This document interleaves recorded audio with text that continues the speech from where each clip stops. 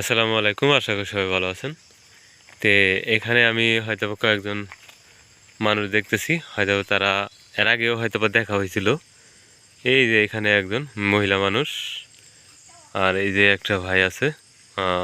এরা সকালে আসছে, আইসা হয়তোবা গাছ কেটে রস নামাইতেছে এবং এখন কালেক্ট করার সময় হয়ে গেছে। তে আসলে এগুলো কিসের জন্যে করা? তো এই যে আমি হয়তোবা একটা জিনিস দেখাবো, সেটা হচ্ছে এই যে কয়েকটা কাগজ। হুম, এই কাগজ, এই কাগজের ভিতরে হয়তোবা কি আছে, ঠিক আছে? তো এই কাগজের ভিতরে, এই কাগজের ভিতরে কিছু টাকা আছে, টাকা, বুঝতে পারছেন? কিছু টাকা আছে, এই যে টাকা, কতগুলো টাকা, তাই না? কিন্তু এই যে যে যারা ভাইয়েরা কাজ করতেছে, আসলে মেন উদ্দেশ্য হচ্ছে এই টাকার উদ্দেশ্য। টাকার উদ্দেশ্য ছাড়া এই পাহাড়ের গহীন জঙ্গলে আসলে এরা কাজ করতো না।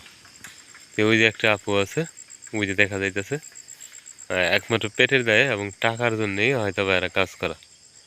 আশা করি ভালো থাকবেন। কাজকে হয়তো বা অসম্মান করা আসলে ঠিক না।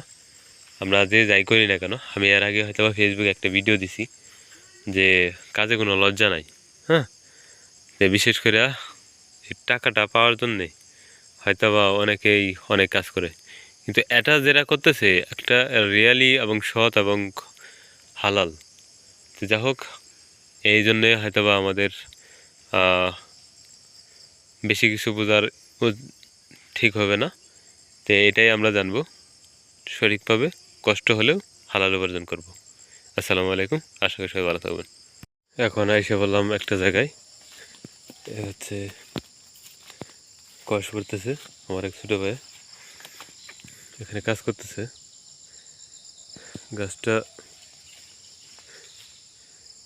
এত বড় লম্বা,